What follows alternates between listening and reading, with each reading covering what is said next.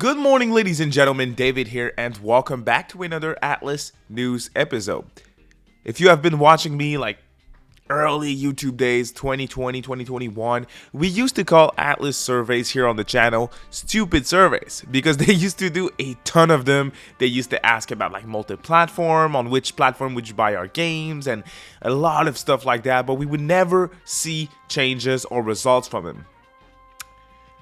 I had to call them stupid surveys for Atlas to start doing something about it because we kept seeing result from these surveys.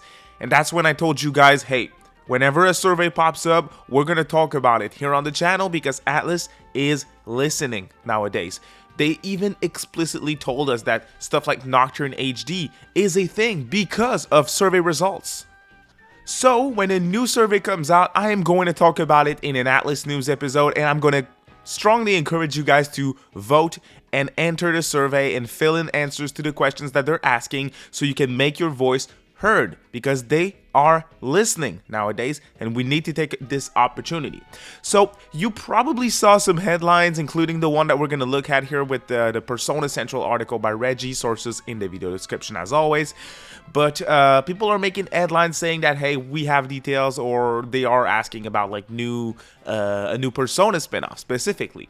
Yes, but there's also a lot of interesting questions in the survey and a lot of stuff that isn't necessarily interesting. Plus, a lot of questions are repetitive from previous years, previous surveys. So what I want to do is I want us to briefly go over all the survey questions together, but I'm just going to skip the questions that are uninteresting or that there isn't much to speculate and talk about, but we're going to focus on the questions that are actually interesting. So there is a few that I want to look at for sure. So let's look at it. And again, what I'm sharing here on screen is a Persona Central article called Atlas 2025 Online Consumer Survey Released, includes questions for Persona spin-off genres. So yeah, as I was saying, the spin-off question for Persona is making headlines. And again, we're going to talk about that. So let's get into it. So as of the time of this video going public, you have a week to enter, so you can fill in the survey. The time frame is from August 8th to the 17th. So again, link in the description to fill in the survey. There is 50 questions, but there is question asking about like your age and stuff like that, so it can be very quickly filled in. So they're saying roughly 30 minutes. Took me about 25 or so, depends on how much juice you're giving them on, depending on the question. So let's get into it. Alright, so this one I think is interesting. Question 20, asking, do you play the Persona 5 The Phantom X game for PC and smartphone? And here are the possible answers that you can give. I play it, and I also make in-game purchases. I play it, but I don't make in-game purchases. I don't play it currently, but I'm thinking about playing it in the future. I used to play it, but I don't anymore. I don't play it currently, and I don't plan to play it in the future. So basically, we know that P5X, in terms of like popularity, it's a success. Like over 1.5 million people downloading the app. They have great revenue coming out of this title.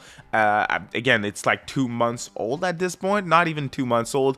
It is doing extremely well for the company, and they are looking at it. The fact that they're asking, do you make in-game purchases or not, is also very interesting.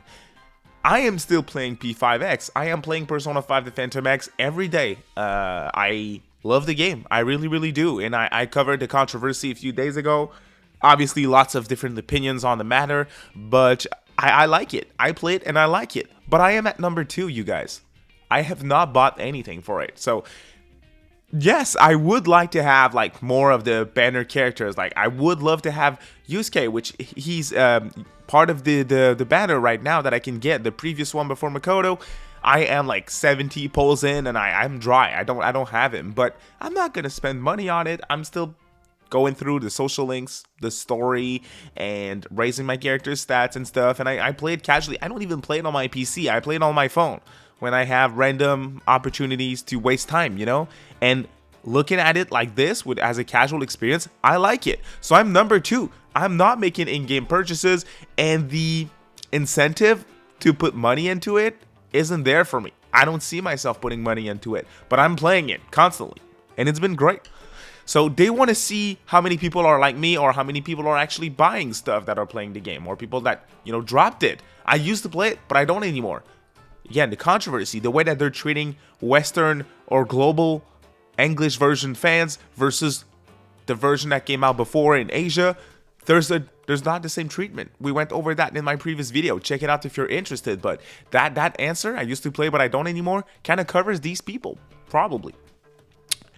Another interesting question is question 21. The following video is of Persona 4 Revival, which is planned for future release on Xbox Series X and S, PS5, Windows, and Steam. Please tell us whether you think you'll purchase the game or not. Answers, not necessarily interesting. This is an interesting question. Why? Because generally in Atlus surveys, they don't ask for this type of feedback.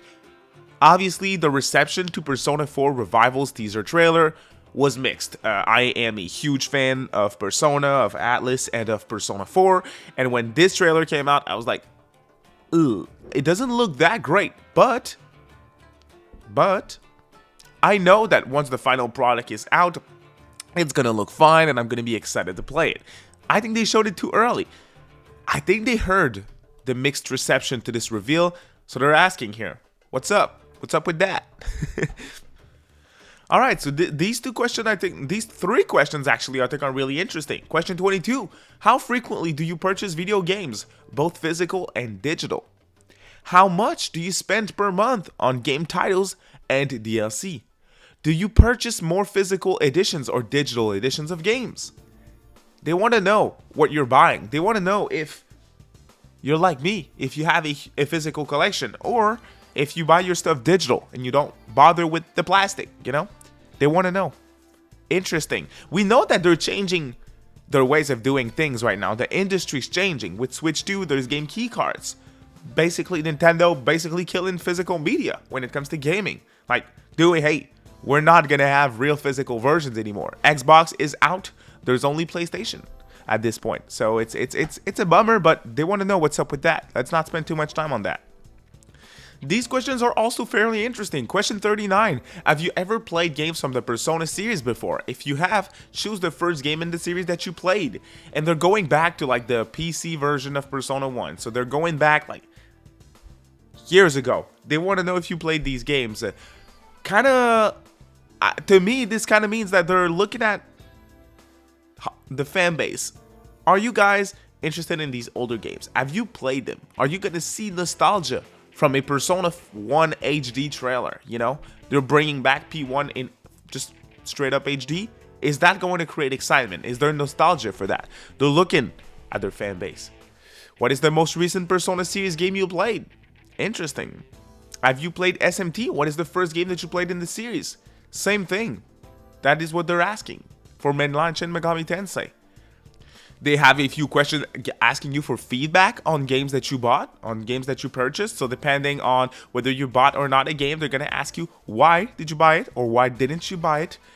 Again, there is a lot of stuff that is really interesting for us fans to make our voice heard. Very interesting. When did you become an Atlus fan? And they have years and releases. It's just funny. I'm like, I became a fan in 2023 because of Persona 3 Portable Remastered on PlayStation 4. I just thought that was funny. All right, this is interesting. Question 46. I was very vocal criticizing Digital Deluxe Edition of games. For digital versions of Atlus games, have you ever purchased a Digital Deluxe Edition? Which, for certain titles, was a way to access the game and play the game a few days early and get a couple of crap, you know, in there. A couple of costumes and random stuff, but you get the game early, you pay more. There was no physical version of that. It was just like digital, and that's it. I was criticizing that. Well, they're asking you, have you ever purchased one of these? Of course, the infamous question asking about platforms. If a new game or sequel came out of the following series, what platforms would you play it on? And then they're asking, you know, Vanillaware games, on which platform would you play that? So, hey, Vanillaware, PC, it's there. Tell them. If you're a PC gamer, you want to play Vanillaware games, tell them. It's right there. Obviously, if you're a Nintendo fan, you can go and ask them to put Persona games and Metaphor to Switch and Switch 2. SMT, you know, certain titles was locked. SMT 5 at first was Switch exclusive. We wanted that on PlayStation and PC, and that happened, you know, stuff like that. So they're doing a good job. They're doing a good job.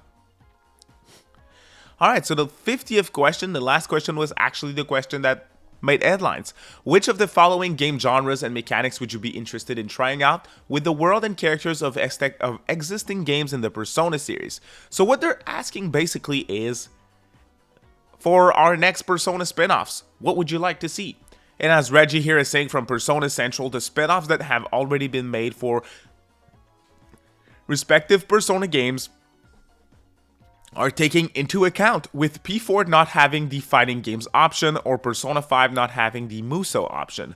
Obviously because of Persona 4 Arena and Persona 5 Strikers. So here are the genres: action adventure, Muso/warrior style, dating sim/romance simulation, Souls-like, online multiplayer, roguelike, life simulation, fighting games, Metroidvania, simulation RPG, and I don't want to try out blah blah blah.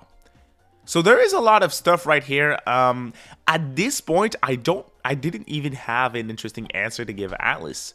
When it comes to Persona, I'm going to play whatever they give me, but I do like, when it comes to genres that I could see Persona trying out, I think they already tackled the genres that are the most interesting. To me, the most fun in a spin-off when it comes to the actual gameplay was Persona 5 Tactica, with a tactical turn-based RPG. That was, to me, the best genre to go for a Persona spin-off. A lot of people are fans of the rhythm games of Persona 4 Dancing or Persona 5 Strikers, which is really popular as an action RPG/Muso game. So I think they're gonna do probably more spin-offs. Obviously, going over this survey, I was like, okay, I hope this doesn't mean that like they're starting development on a new spin-off, and that's gonna make P4 Revival and, most importantly, P6 release even later, because at this point I'm ready. So what do you guys think of this latest 2025 Atlus survey? There isn't a ton to get out of this one, but certainly a little bit of interesting information for sure. So tell me what you thought of this survey in the comment section of this video. Otherwise, if you like the video, a thumbs up helps. And if you want to stay up to date on all things when it comes to Atlus and Atlus news, you're at the right place. Please consider subscribing. You have a good day, y'all. Bye.